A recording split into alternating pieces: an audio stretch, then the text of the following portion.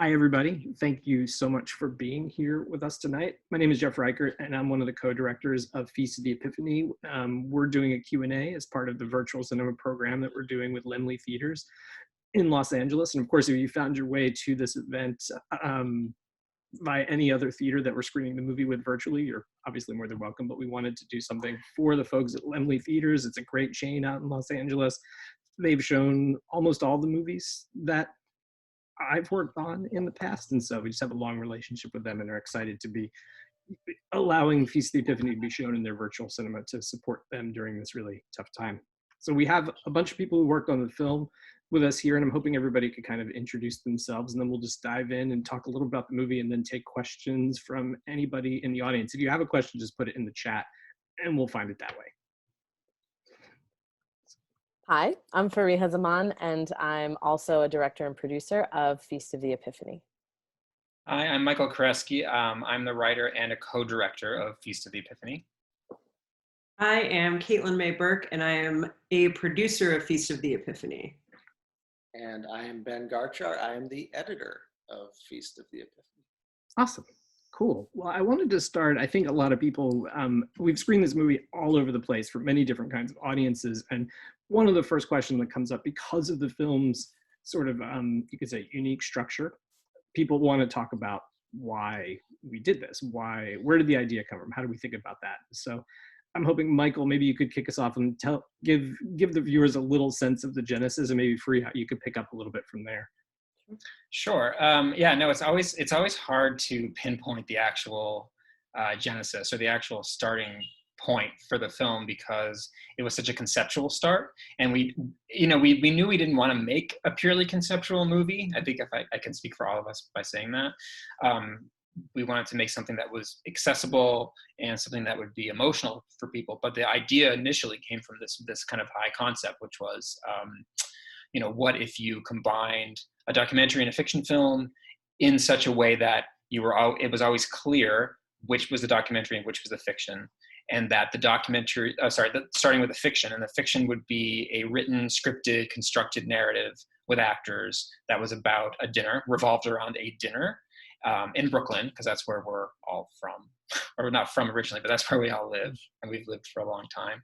Mm-hmm. And that at a certain point, the fiction film would kind of break off, and you would be taken to another place. And that other place would be a documentary, and the documentary would take place on a farm. And the farm, whether literal or not, in your head, you'd realize that this is where the food came from, that they were eating in the dinner party in the scripted part of the film. So that was the basic idea. And we always thought, I think we actually even came up with the idea by wandering around the Grand Army Plaza Farmers Market where we live, because we're all food people. We would kind of sometimes give each other, I think we would do something like a farmers market challenge, or we would go to the farmers market and pick up different interesting looking greens and different things and decide what to do with them, and kind of share notes and compete in our kitchens. So that was the genesis, but then I don't think we really wanted to make this movie until we knew exactly what it was supposed to be, and that only became more apparent as the years went on, after we had been through some rather sad life changes. And when I say we, I speak for me and for Farihah.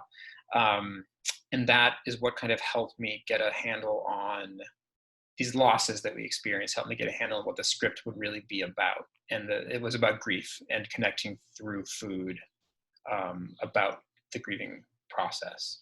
And that's when it really came together for me.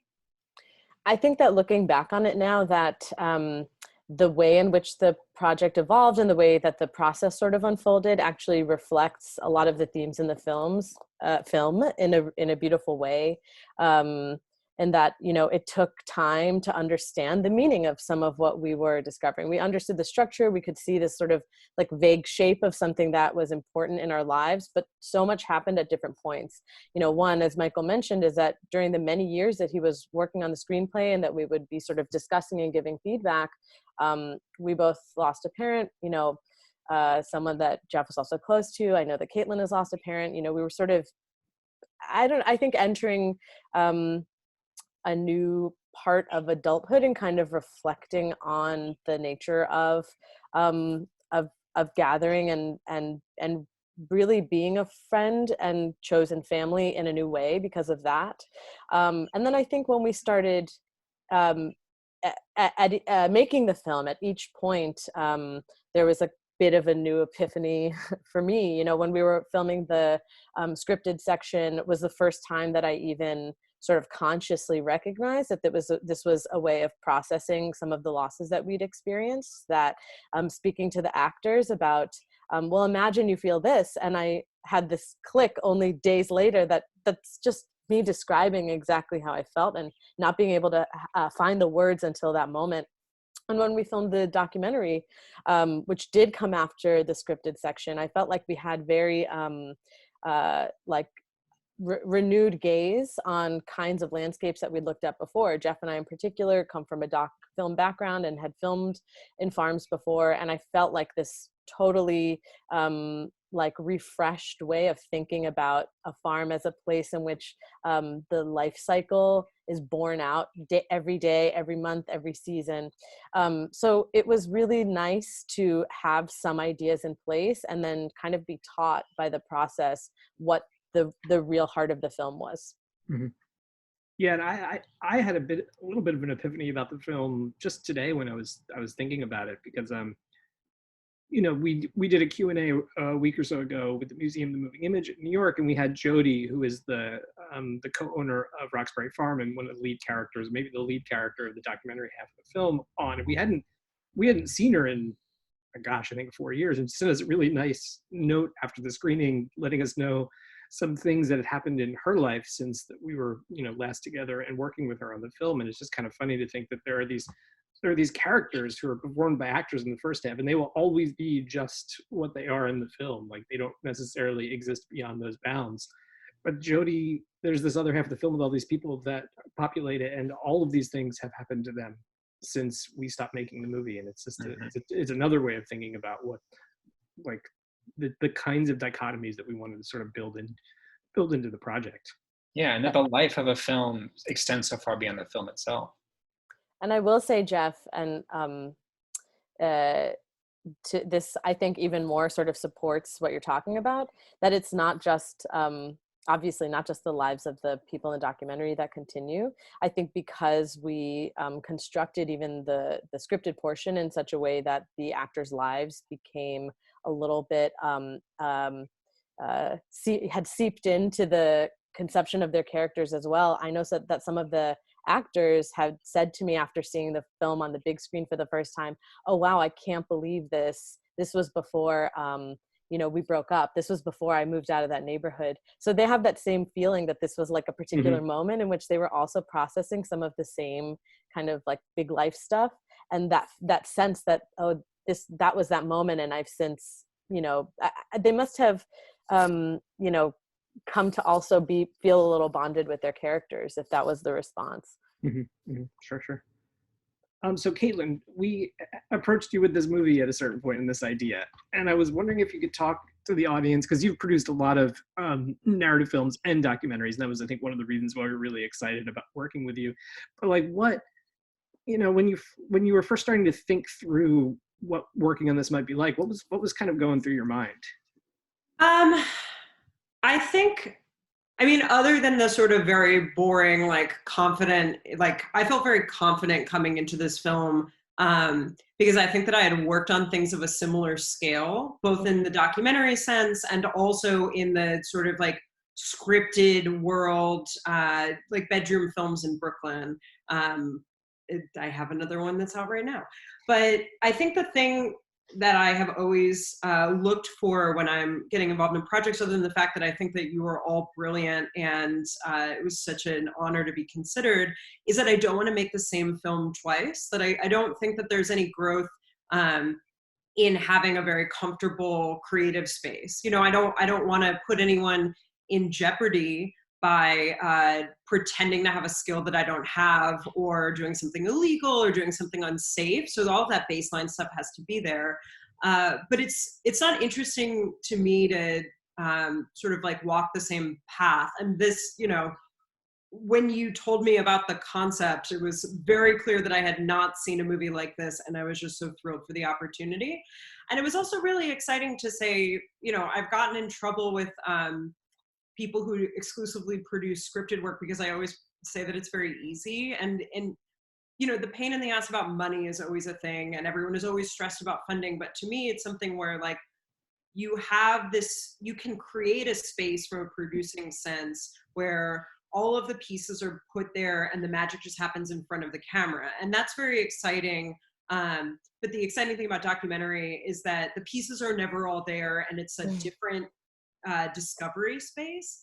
And so the idea of having this like very in hand scripted section that I was so confident we were going to get and just like explore and discover all of these things, especially because you guys are moving into a scripted space for the first time, or one of the first times, was very cool. And then we had no idea what the other half of the movie would be, that it was just show up at the farm and figure it out. And so the magic of working with Ben and sort of like actually completing the film was finding all of these, I always have this image of like golden rings that are linking. And they would come together and we would have an edit, and I was like, oh, I never saw the conclusion of that ring in the film before. And even, you know, we were talking about doing the other Q&A. I had never really, we were talking about how before we started at the farm, it was just meant to be, you know, the one shoot, and it would become what it was. And then it wound up being a year. The film follows a year with all 4 seasons. And at that last Q&A, I started thinking about Jewish grief practices and how they're very based on time. And you know, you would like have the burial like it has to be a certain number of days, and then you sit shiva for a certain number of days. And the other thing is that you don't have the unveiling of a headstone until the 1-year anniversary of the death. And it's all very much meant to be something where you have reached a different point in your emotional process at that point, which is how you make it literally concrete. And so I was just excited that like the golden chain that we're, you know, building together added another link, even though I've seen this movie so many times. And so Ben, you were on set with us for, I think, just a day. We had you come on to pinch in. Yeah, I think so. Yeah. But can you talk about like, you know, how you thought your way through the edit? I mean, we always, you know, we knew that one half had to follow the other half, and that wasn't going to change. But you have like 2 really, really different sets of material to work with. Right. Yeah. It's an interesting question because, yeah, on the surface, it's like these are 2 very different things, right? One is completely scripted, one is documentary, and you do approach it a little bit differently just because of, you know, with the fiction, you have kind of a finite amount of footage.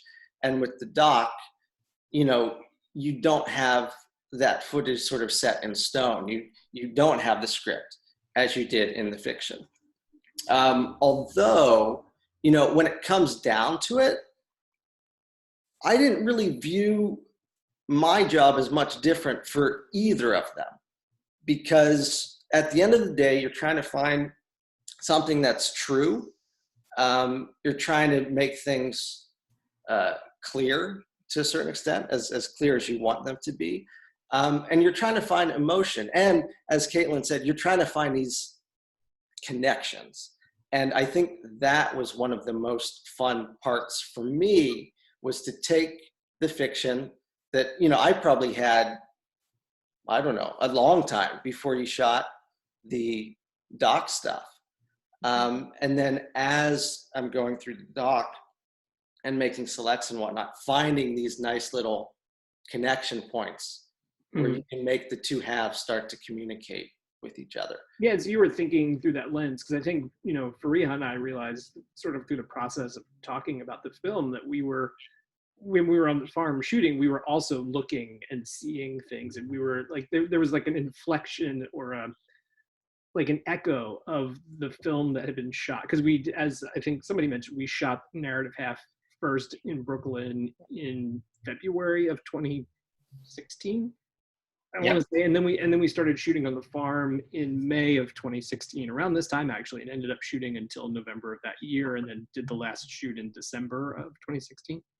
So yeah, so that was something that was on your mind, you know, these kinds of linkages. Yeah, definitely. And you know, both kind of deal with food, and you know, those are sort of like the obvious things where you know, you see a carrot in one place and there's a carrot in another place, like, you know, that's going to happen to a certain extent, but probing sort of those deeper emotional things was even more fun. Mm-hmm. Mm-hmm. I think the joy of working with an editor is always having sort of a fresh perspective on something that, particularly in doc, like, you have such emotional attachment to. Like, I know how it felt to be in the space with that person, and I'm registering this sort of ineffable quality that they have that may or may not be present in the actual material or legible for somebody watching it for the first time to see. But this was particularly enjoyable because we weren't just looking for a way to sort of filter, you know, material that we'd shot, but like Ben said, looking for these kinds of resonances, and having somebody with like a almost entirely fresh perspective see that, as opposed to the reams of notes that we had. I felt like every day we'd have some surprise, and I was like, I was there, and I can't believe I didn't even think about the fact that this rhymed with something in the narrative half so completely. And so it was like a very like idiosyncratic matching game, and it was a way to see how all of the brains of your collaborators work in a way that I also found so unique and enjoyable. Yeah. I also wanted to give Ben credit for that, well, for everything, but for that amazing for everything transition. Well, you know, having the transition sequence between the two is so incredibly crucial, and you really nailed that from an early point. And I think while making this movie, one thing we've all said at one point or another, that, you know, we didn't know if this was going to work at all. This was just an idea, and we had the script, and it ends at a very particular point, and it has a completed ending, and then it's supposed to go to this other thing. And how do you make those things connect? How do you make them work? And that I mean, in a sense, the movie falls flat in its face if that transition doesn't work at all.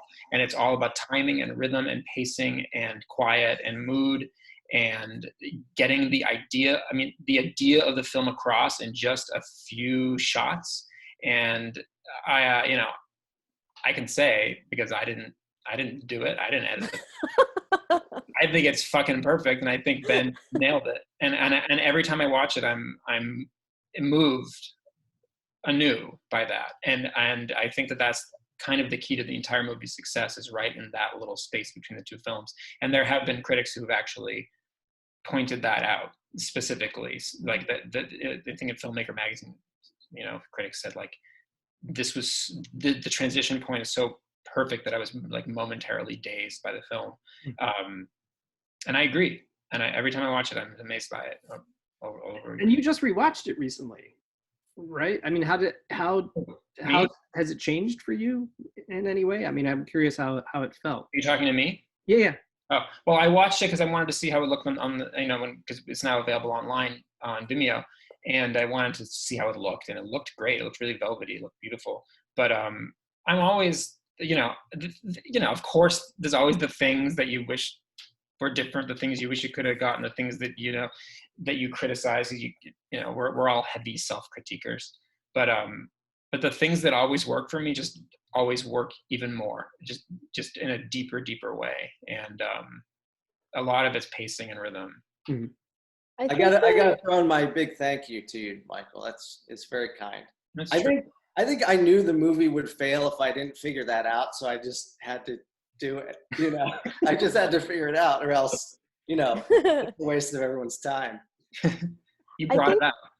I think because the structure is unique, a lot of people respond to that about the film. I think they respond to the film intellectually or talk about it intellectually. And I think that's only part of it. I think that, and I would say this when I occasionally have students, and I talked very much about probably until I made them sick of hearing it, but that, like, you have to sort of swing back and forth between the moments that you think about what you're doing and the moments that you sit and look at what it is and how it makes you feel. But I think this project even more than I believe in that in general, really invites that. I think that there's a way in which it is able to be watched more than once, because we're really inviting you to just sit and be with it. And that's something that is still kind of rare. I feel like when people talk about films that like need multiple viewings or need repeat viewings, it's not necessarily a positive thing, the way that people mean it. And I wonder why. Like, I think that that might have something to do with the way in which we're used to watching movies now, or the sort of volume that we have access to. But I think about other films, like, I don't know, Summer Hours, where you gain nothing if you don't just allow yourself to sit and be in the mood of the movie, and in the world of the movie. And that's what I hope that people will do when they watch Feast of the Epiphany. Yeah. I feel like there's so many like little Easter eggs too, that maybe someone might miss the first time around. And I'm a big fan of movies that you got to watch more than once. It's no fun. I mean, watch it once and throw it away. Why? Why? Movies aren't eggshells. They're movies. So we have a couple of questions, and I think we've got about 7 more minutes, so we could try and get through these. Someone asks about the editing process, and Ben, you edited both parts of the film, but also wondering if we'd always planned the narrative have to be first. Did we ever think in the process about changing it up? That's a bit of a running joke, I think, on the team. Jeff, if I recall, you would often joke that when giving notes that put the documentary first, although it was always very specifically intended for the fiction to go first, following the documentary following. And Michael, I know you have said very specifically many times why that should be. Yeah, I mean, it's a funny joke. We all laughed every time. Some of us laughed. It was a joke for some and a trauma for others. I mean, I never took it seriously. I mean, again, like, it's one of the points of the film, and something that I hear a lot from people who see it, is when the characters that you've gotten to know, when they go away, they're sad that they've gone, and I'm glad to hear that, because that's something we certainly wanted people to feel. We wanted to care about them. So the radical thing about the film should be that you're following people, you get emotionally invested in their story, and then the moment of the highest emotional impact, they disappear, and you go somewhere else. So that was always the intention. So if it was reversed, it would be, I don't really know how it would work. And I also think that the process of making it the way that we did, as I mentioned, being able to take the experience of something that was really constructed, that we put a lot of intellectual labor into creating, and then trying to take it into a space where we were then reacting with this renewed perspective. I want the audience to be able to have that also. I think that it mimics our eyes being opened in a way that is really meaningful.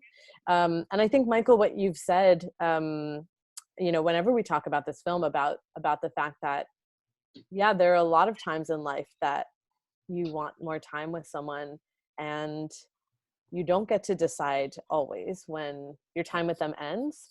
I actually never really got that during the scripting and in discussing the film at that stage. And I've thought about it so much since. And I think it does that in the sort of gentlest and kindest way possible, which is, I'm sorry, we don't like it either, but sometimes people leave you. It's just what happens. Absolutely. We have a bit lighter of a question, which might be a fun place to end on. Someone asked from the audience, since we are all in COVID lockdowns right now and can't do potluck dinners or can't have dinner parties, what would we bring to a dinner party? Like, what would we make for a dinner party when this is all over? Well, I know. I mean, I'll say that only because my husband made this just recently during the lockdown, and I'm now obsessed with them. He made Anita Lowe's chicken wings. These spicy, amazing Korean style chicken wings. I can't believe how delicious they were. I like almost died eating them. Like I couldn't stop smiling and giggling while I ate them. So that would be the new thing. But if it was before this and we hadn't eaten that, I would bring my pickles and peanuts, because everyone knows that they love pickles and peanuts. Just so everyone knows, everyone actually kind of hates this, I think, except for Jeff, because I brought it. I love it. I think it's great. I make it around Christmas time usually. You take cream cheese, you chop up sweet gherkin pickles, you chop up peanuts, you mix it together, and you spread it on crackers. It's absolutely fucking delicious. It's like a 1950s housewife kind of recipe. I love it. Yeah, Michael has the soul of a Midwestern lady of the 1950s. I do.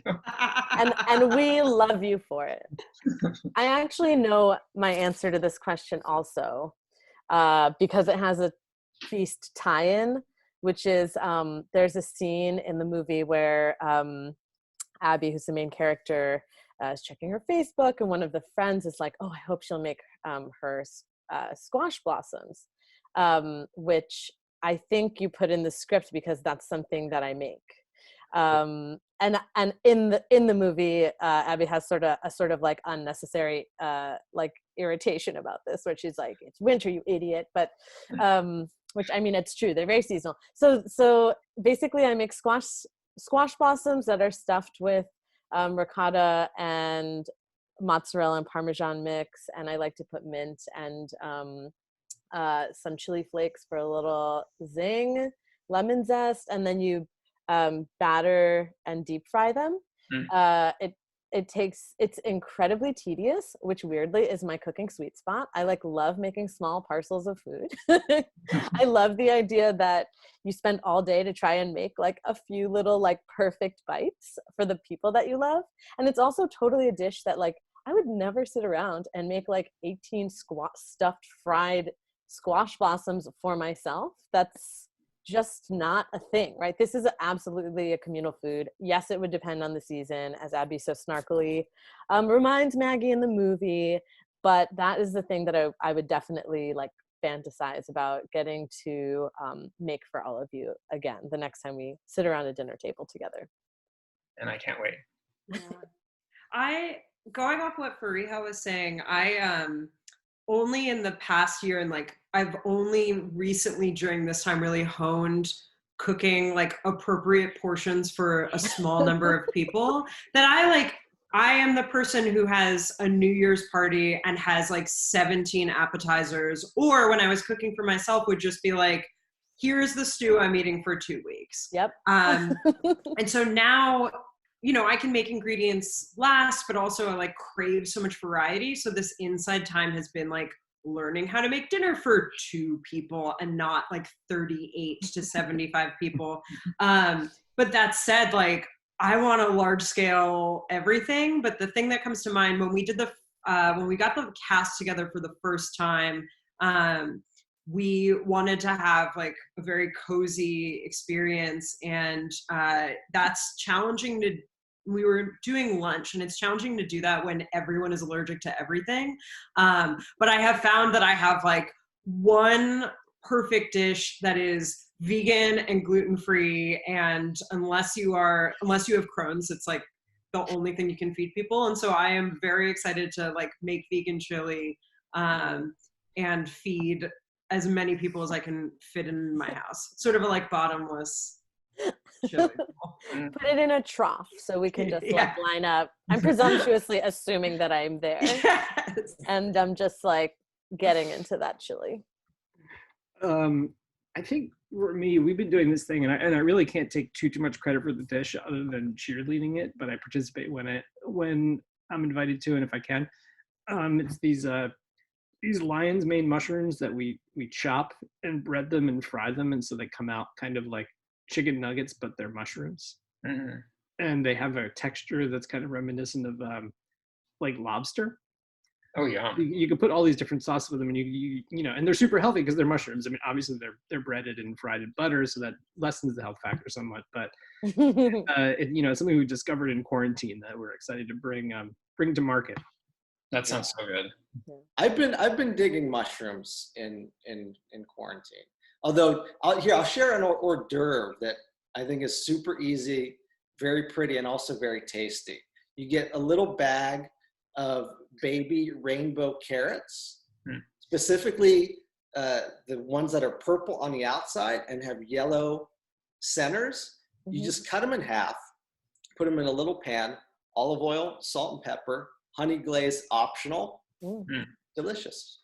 Perfect. Otherwise, probably a pasta something, because that kind of goes back to my roots a little bit. And I got a soft spot for pasta.